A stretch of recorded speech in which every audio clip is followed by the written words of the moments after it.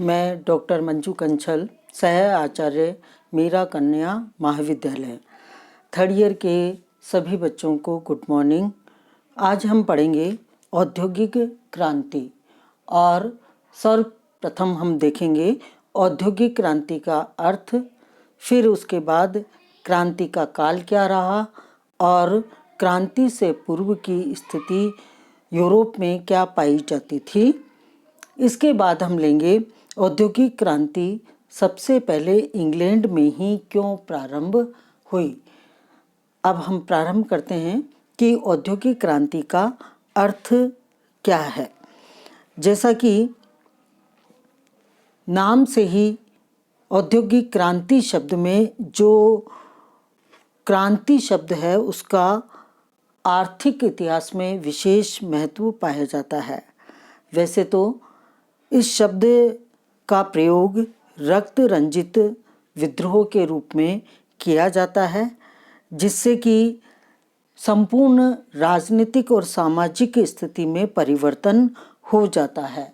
जैसे उदाहरण के रूप में यदि हम लें तो 1789 ईस्वी में फ्रांस की क्रांति हुई थी। 1917 ईस्वी में प्रमुख रूप से रूस की क्रांति संपन्न हुई।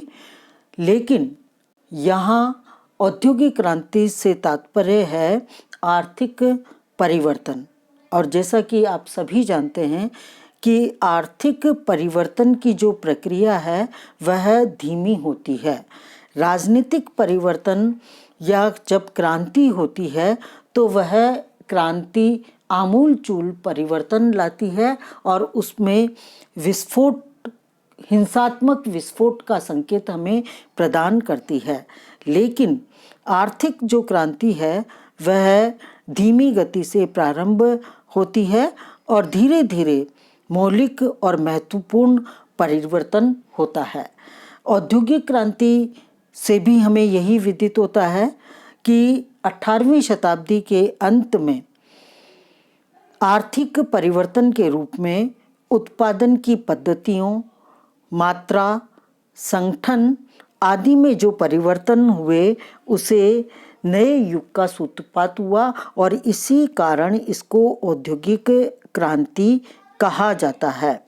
और हम देखते हैं कि पूर्व में जो सभी कार्य हाथों से किए जाते थे वो अब हाथ का श्रम कमज़ोर पड़ गया, गौण हो गया और घरेलू उत्पादन की जो पद्धति थी उस पद्धति ने कारखाना पद्धति का स्थान ले लिया। यानी घरेलू उत्पादन पद्धति का स्थान कारखाना पद्धति में परिवर्तित हो गया और हजारों जो किसान हैं वो गांवों को छोड़कर कारखानों में उन्होंने काम करना शुरू कर दिया। और इस प्रकार से जो ये परिवर्तन यूरोप में देखने को मिला उसे हम औद्योगिक क्रांति के नाम से पुकारते हैं। अगर अब हम विभिन्न इतिहासकारों की परिभाषाओं को देखें तो हमारे सामने औद्योगिक क्रांति का अर्थ स्पष्ट होगा। औद्योगिक क्रांति का अर्थ डेविस महोदय ने जो बताया है, इतिहासकार डेविस ने, उनका मतलब है कि औद्योगिक क्रांति का मतलब उन परिवर्तनों से संभव है जिन्होंने यह संभव कर दिया कि मनुष्य उत्पादन के पुराने तरीकों को छोड़कर कारखानों में उत्पादन कर सके। तो घरेलू श्रम को छोड़कर कारखानों में वस्तुओं का जो उत्पादन प्रारंभ हुआ उसे डेविस महोदय ने औद्योगिक क्रांति माना है। दूसरे शब्दों में साउथ गेट के अनुसार हम ये कह सकते हैं कि 18वीं शताब्दी के उत्तरार्ध में और 19वीं शताब्दी के प्रारंभ में ब्रिटिश उद्योगों को ऐसे महत्वपूर्ण परिवर्तनों से गुजरना पड़ा जिन परिवर्तनों को संयुक्त रूप से औद्योगिक क्रांति कहा जाने लगा। यानी साउथ गेट महोदय का ये मानना है कि औद्योगिक प्रणाली वह प्रणाली थी जिसमें हाथ से बनाए जाने वाले उद्योगों के स्थान पर शक्ति संचालित यंत्रों से काम किया जाने लगा और घरों में उद्योग चलाने की परंपरा लगभग समाप्त होने लगी और कारखानों में काम होने लगा। उसे हम औद्योगिक क्रांति कहते हैं। टायनबी एक इतिहासकार हैं, उन्होंने लिखा है 18वीं शताब्दी में हुए परिवर्तन इतने पूर्ण थे और इतने शीघ्रता से हुए कि उन्हें क्रांति की संज्ञा देना उचित होगा। इतिहासकार नोवेल्स ने कहा है कि औद्योगिक क्रांति शब्द का प्रयोग इसलिए नहीं किया जाता है कि इसमें परिवर्तन की प्रक्रिया तेजी से आगे बढ़ी और पूर्ण हुई, बल्कि इसलिए इसे औद्योगिक क्रांति कहा जाता है कि ये परिवर्तन पूर्णतया मौलिक थे, यानी मौलिकता के कारण इसको औद्योगिक क्रांति कहा जाता है। निष्कर्ष रूप में सभी इतिहासकारों के द्वारा जो परिभाषाएं दी गई है, निष्कर्ष अर्थ यदि हम इसका निकालें तो बीपी सक्सेना के अनुसार जो कहा गया उससे हम सहमत होंगे। और उन्होंने ये कहा है कि उत्पादन के साधनों में परिवर्तन हो जाने का नाम ही औद्योगिक क्रांति है। यानी जो उत्पादन के पूर्व में साधन थे, उन साधनों में जो परिवर्तन हुआ उसको ही हम औद्योगिक क्रांति कहते हैं। पूर्व में क्या साधन थे? हस्त उद्योग थे, हाथ से और श्रम के माध्यम हाथ से श्रम ही जो किया जाता था वो प्रमुख साधन था। अब उनका स्थान जो कारखानों ने लिया, उस परिवर्तन को ही हम औद्योगिक क्रांति कहते हैं। अब दूसरा प्रश्न है कि इसका काल क्या था, यानी ये औद्योगिक क्रांति कब प्रारंभ हुई।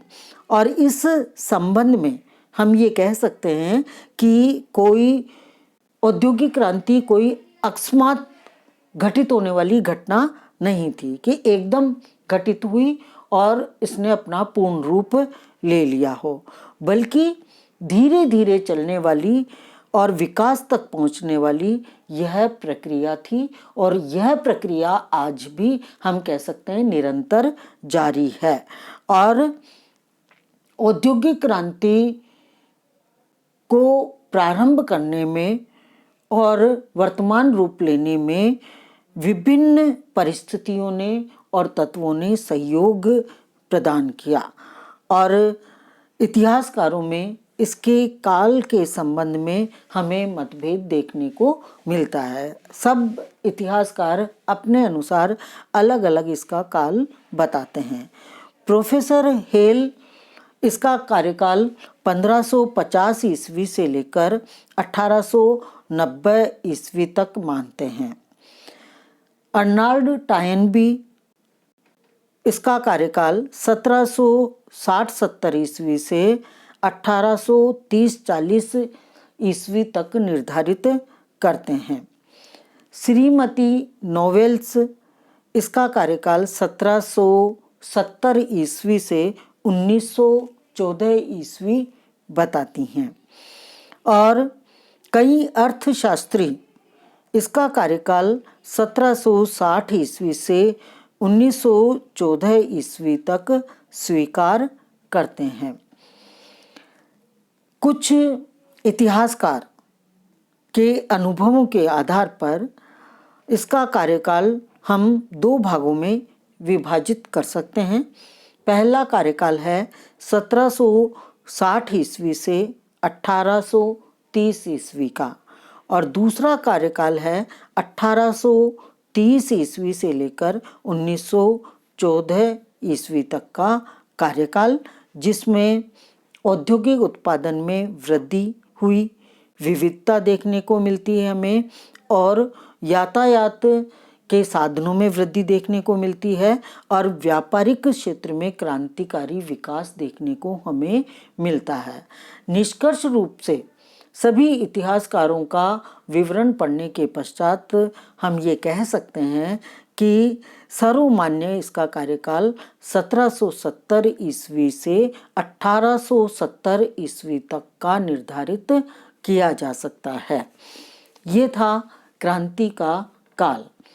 अब हम औद्योगिक क्रांति का अध्ययन करने से पूर्व देखेंगे कि जब क्रांति प्रारंभ हुई उसके पहले यूरोप के देशों में और विशेषकर इंग्लैंड में किस प्रकार की स्थिति पाई जाती थी।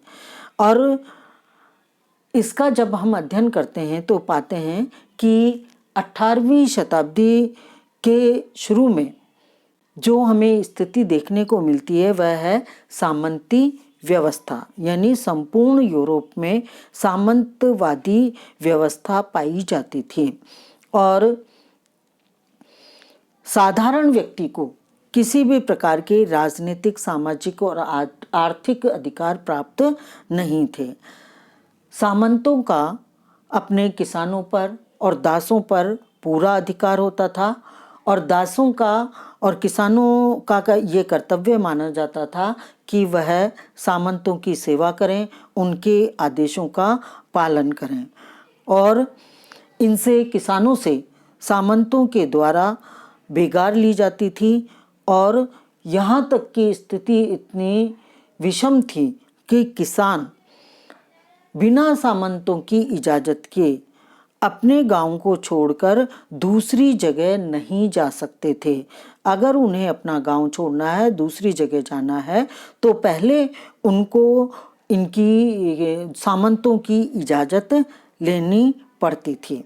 और इस प्रकार से हम देखते हैं कि औद्योगिक क्रांति से पूर्व यूरोप में सामंत व्यवस्था सर्वश्रेष्ठ व्यवस्था के रूप में प्रचलित पाई जाती थी।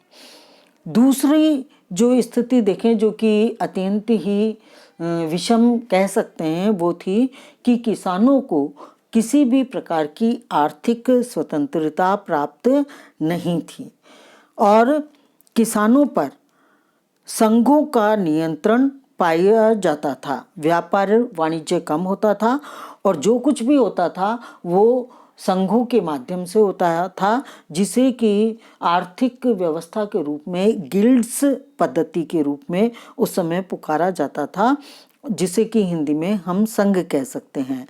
और हर उद्योग का, हर व्यवसाय का एक संघ होता था और संघ के जो सदस्य होते थे उन सदस्यों को ही उस धंधे को करने का, उस व्यवसाय को करने की अनुमति दी जाती थी। प्रत्येक किसान को या व्यक्ति को या व्यापारियों को उस धंधे को करने की अनुमति नहीं दी जाती थी। यदि किसी उद्योगपति को, व्यापारी को कोई धंधा प्रारंभ करना है तो उस संबंधित धंधे के संघ में शामिल होना पड़ता था और सबसे पहले उस व्यापारी को उस धंधे में निपुणता प्राप्त करने के लिए 8-10 साल तक निपुण कारीगर की सेवा में रहना पड़ता था। तो इस प्रकार से वह स्वतंत्र व्यापार या कारोबार नहीं कर पाता था। तो दूसरी जो विषम स्थिति हम देखते हैं वो है कि किसान को आर्थिक स्वतंत्रता प्राप्त नहीं थी। और यदि हम इंग्लैंड का उदाहरण लें तो हम ये पाते हैं कि इंग्लैंड 18वीं शताब्दी के मध्यकाल तक एक कृषि प्रधान देश था और वहाँ की जो जीविका थी प्रत्यक्ष और अप्रत्यक्ष रूप से यदि हम देखें तो 77% जो वहाँ की जनता थी वो कृषि से ही अपनी जीविका चलाती थी और कृषि की जो स्थिति थी वो संतोषजनक उस काल में नहीं थी। पुराने तरीके ही काम में लिए जाते थे, छोटे छोटे टुकड़े में खेत बटे हुए थे और वैज्ञानिक दृष्टि से पिछड़ापन 18वीं शताब्दी के मध्य तक पाया जाता था और देश की 5% जनसंख्या ही हम कह सकते हैं कि उद्योगों में लगी हुई थी और इसी कारण उत्पादन की दृष्टि से केवल कुटीर उद्योग ही वहाँ पर इंग्लैंड में हमें देखने को मिलते हैं। इसके अलावा और भी स्थिति को यदि हम देखें तो उस काल में इंग्लैंड में और यूरोप के देश में यातायात के साधन उपलब्ध नहीं थे। अविकसित अवस्था में यातायात के साधन पाए जाते थे। सड़कों की स्थिति बहुत ही दयनीय थी। आंतरिक व्यापार होता था, बाह्य व्यापार या विदेशी व्यापार उस समय प्रचलित बहुत ही कम मात्रा में पाया जाता था। और इसके अतिरिक्त जब इंग्लैंड में जनसंख्या का विस्तार हुआ, कारखानों का विस्तार हुआ, तो गांवों की जो आबादी थी वो 20% रह गई और 80% जो आबादी थी वो शहरों में जाकर बस गई और समाज में 2 वर्ग उस काल में विभाजित हो गए। और उसमें हम देखते हैं एक वर्ग था जिसे उत्पादक वर्ग कहा जाता था और दूसरा वर्ग था श्रमिक वर्ग की श्रेणी में आता था। और उत्पादन की जो घरेलू पद्धति थी, उनके जो आपस में संबंधों की अगर हम बात करें तो मजदूरों का शोषण किया जाता था और मजदूरों के जो घरेलू उद्योग धंधे थे उनकी कीमत कम पाई जाती थी। और इसी कारण यदि हम देखें प्रोफेसर जो कोल हैं उनके शब्दों में यदि हम देखें तो उन्होंने ये कहा है कि औद्योगिक क्रांति से पहले इंग्लैंड व्यापारिक दृष्टि से न तो व्यापारिक दृष्टि से उन्नत था और न ही व्यापारिक खोज करने वाला राष्ट्र कहा जाता था। तो इस प्रकार से यदि देखा जाए तो औद्योगिक क्रांति 18वीं शताब्दी के मध्य तक परंपरागत तरीकों से ही उत्पादन का कार्य किया जाता था। विकसित रूप हमें देखने को नहीं मिलता है। अब यूरोप में 18वीं शताब्दी के अंत में जो औद्योगिक क्रांति प्रारंभ हुई वह सबसे पहले इंग्लैंड में ही प्रारंभ हुई। अब प्रश्न ये उठता है कि ये औद्योगिक क्रांति सबसे पहले इंग्लैंड में ही क्यों प्रारंभ हुई? वैसे तो यूरोप में कई देश थे, फ्रांस है, जर्मनी, इटली, अमेरिका, कई देश थे, लेकिन फिर भी सबसे पहले ये इंग्लैंड में प्रारंभ हुई। तो उसके क्या कारण थे? तो नेक्स्ट वीडियो में हम पढ़ेंगे इंग्लैंड में सबसे पहले क्रांति प्रारंभ होने के कारण। धन्यवाद।